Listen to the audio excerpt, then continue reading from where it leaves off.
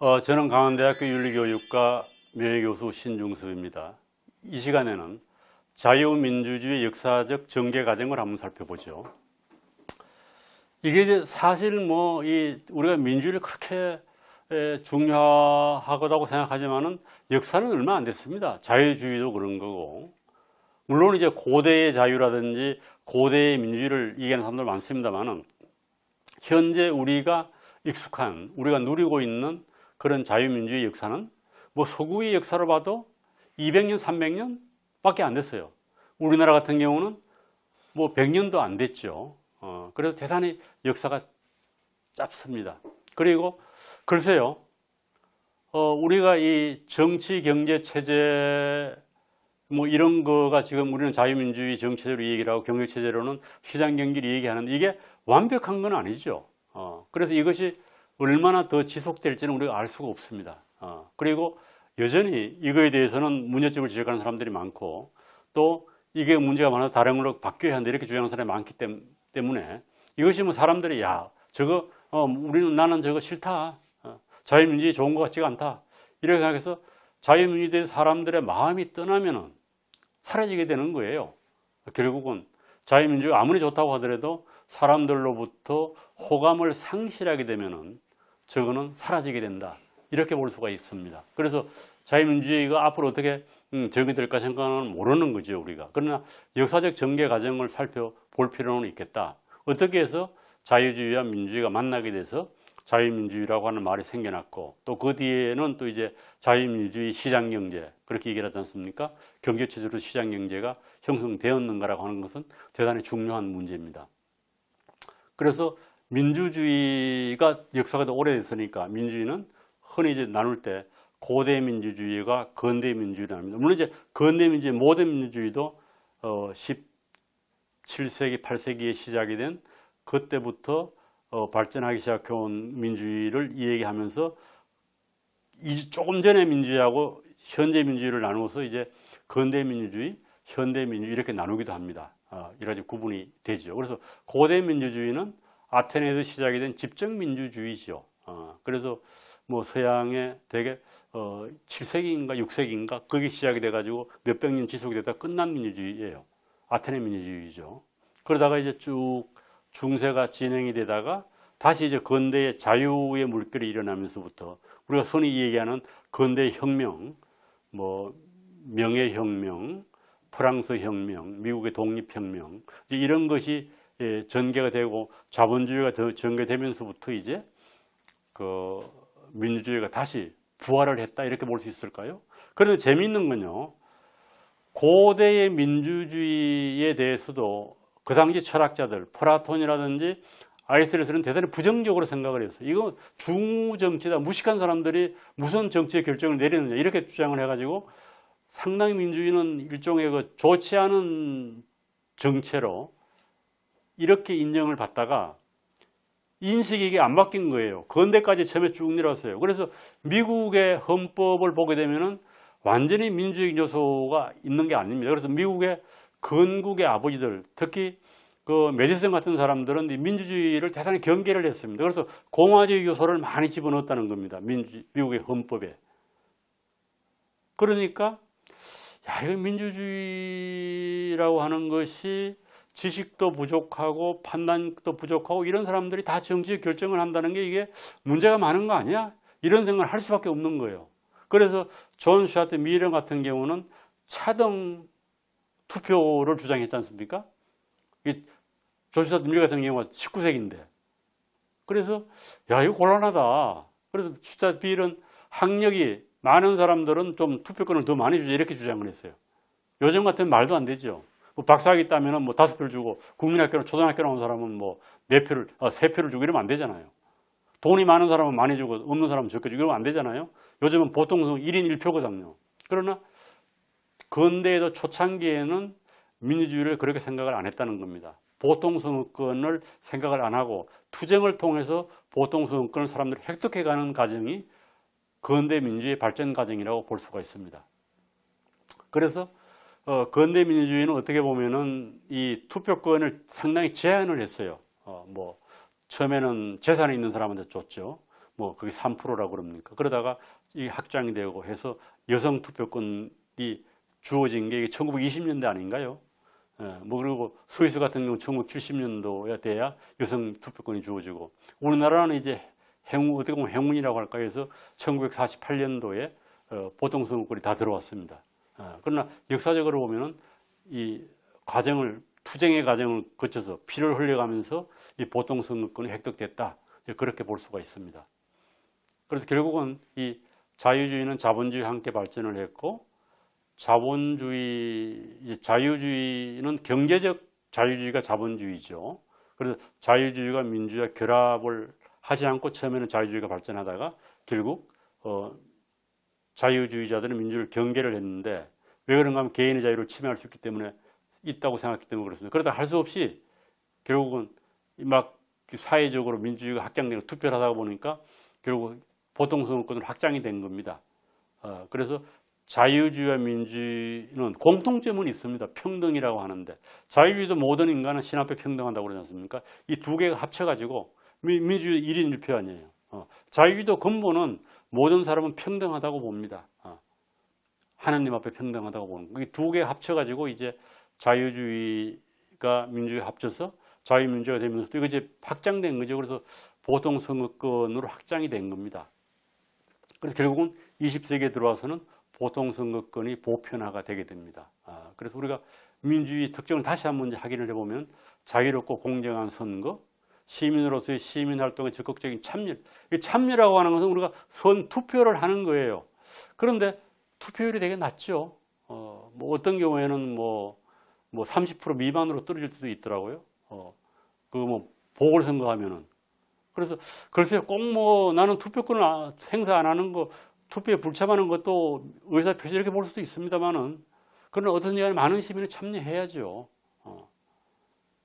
투표권자의 뭐 예를 들어 70% 투표를 하고 그 투표권자의 뭐 40%의 지지로 대통령이 됐다. 이러면은 뭐 국민 전체의 지지는 몇 프로밖에 안 되는 거죠. 그래서 어느 나라는 이 자유롭고 공정한 선거를 하되 모든 시민이 투표를 했나 그래서 투표를 강제하는 나라도 있습니다. 강제한다는 게 뭐겠어요? 투표에 불참하면 뭐 벌금을 매긴다든지 뭐 이런 제재를 가하는 거겠죠. 그러나 뭐 선진국이 되면은 사람들이 정치에 관심이 많이 떠나니까 투표율이 전반적으로 떨어지는 건 또 사실입니다. 모든 시민의 시민적 권리와 인권을 동등하게 보호해야 한다. 모든 시민에게 동등하게 적용되는 법치가 시행돼야 한다. 이게 민주주의 특징이라고 얘기를 합니다. 그리고 자유민주주의는 여기 조금 다른 요소들이 이제 첨부되는 게 특별히 뭔가 하면 개인의 자유예요.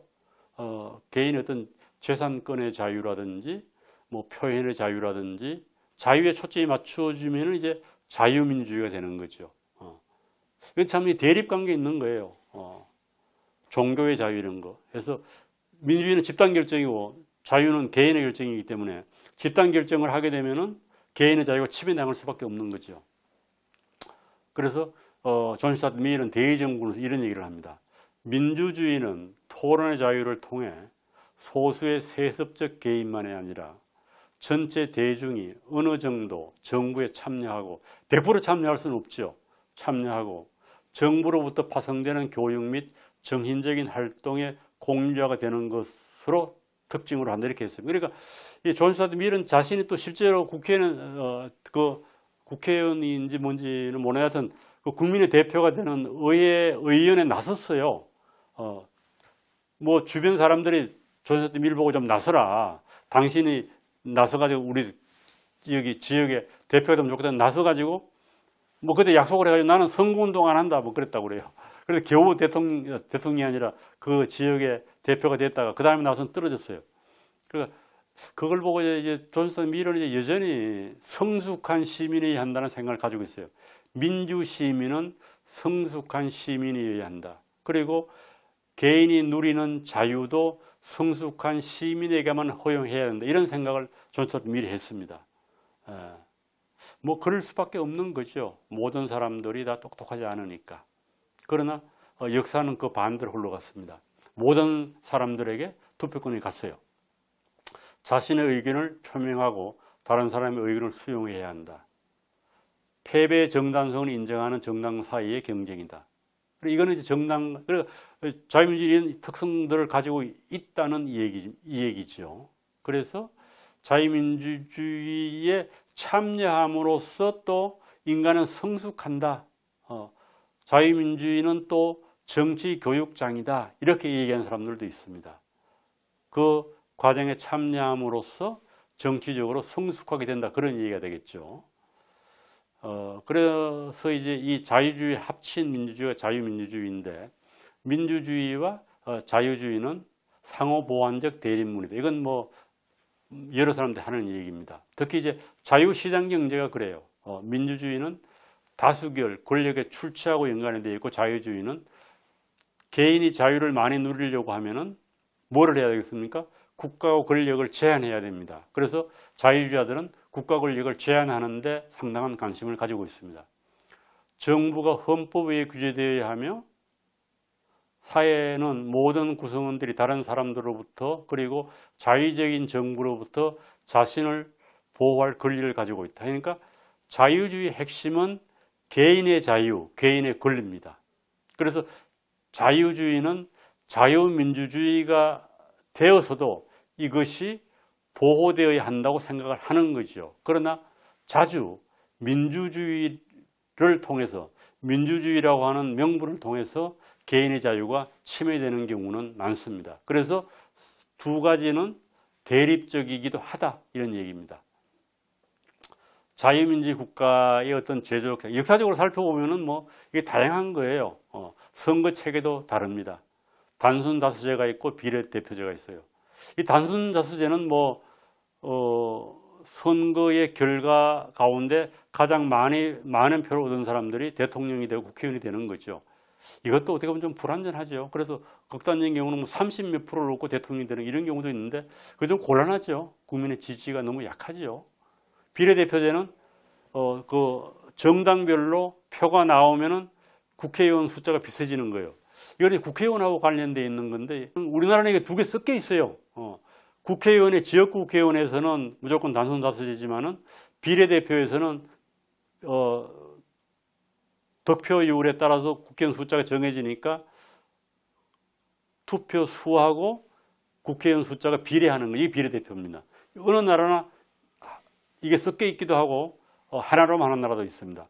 행정부와 입법부도 이제 대통령제하고 순수의회제, 이걸 이제 내각 책임제라고 우리 얘기를 하죠. 이게 다릅니다.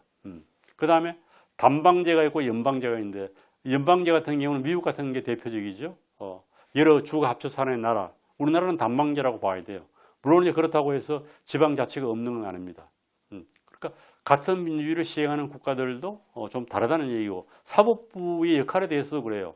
의회 주권이 있는 나라에서는 의회에서 결정된 것을, 입법부에서 결정된 것을 대법원, 국회에서 결정된 것이 입법부니까 그걸 대법원이 무효화시킬 수가 없습니다. 우리나라는 그렇지 않죠. 뭐 때에 따라서 국회에서 결정된 것도 대법원에서 무효화시킬 수 있죠. 예를 들면 뭐 대통령 탄핵 같은 경우는 대법원이 아니고 그 헌법재판소죠. 거기에서 그걸 인정할 수도 있고 인정하지 않을 수도 있어요. 그러니까 그 얘기는 뭐입니까? 입법부의 결정이 최종 결정이 아니라는 얘기입니다. 그러나 의회 주권이 있는 나라에서는 입법부의 결정이 최종 결정이 됩니다. 우리나라는 또 뭐예요? 대통령이 거부권이 있죠.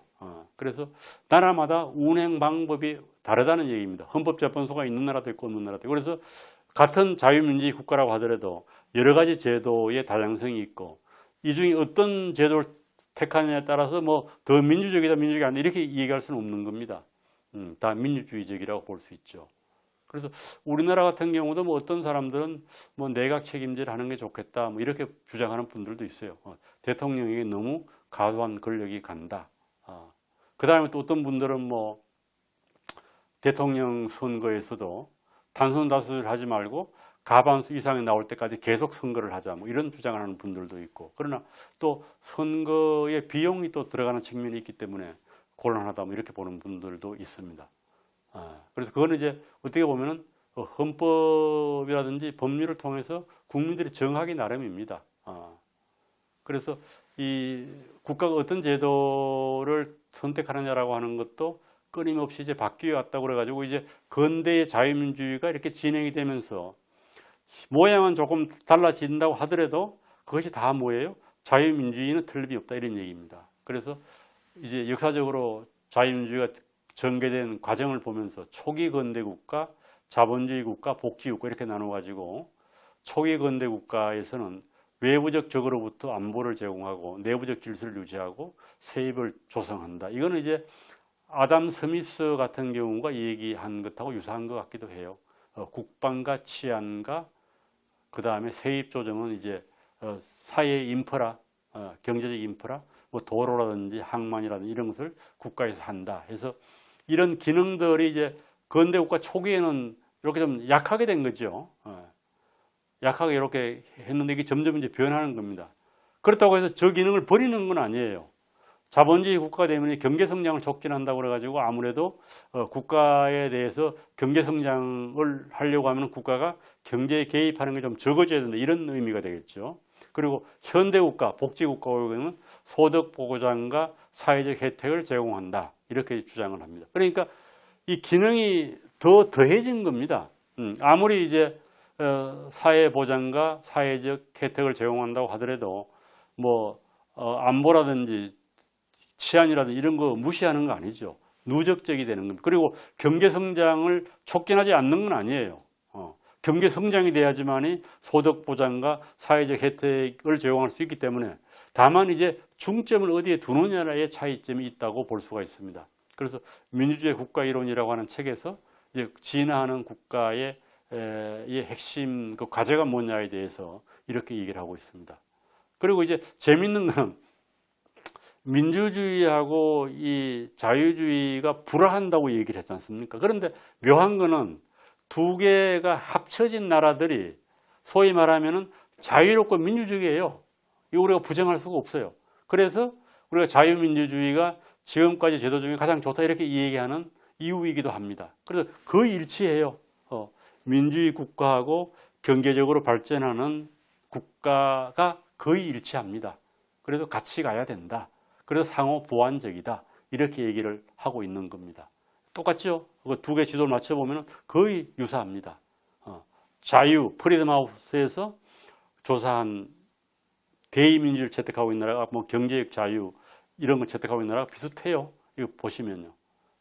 그래서 자유민주가 잘 결합이 돼가지고 발전을 하는 나라가 경제적으로 번영하고 국민들은 자유롭고 또 민주주의를 통해서 피를 흘리지 않고 정권 교체가 일어나고 그렇다고 하는 얘기입니다. 그래서 상호 보완적 대립물이다. 이것이 이제 자유민주주의에 대한 하나의 결정적인 정의라고 볼 수가 있고 때에 따라서는 자유주의와 민주주의는 갈등을 할 수도 있다.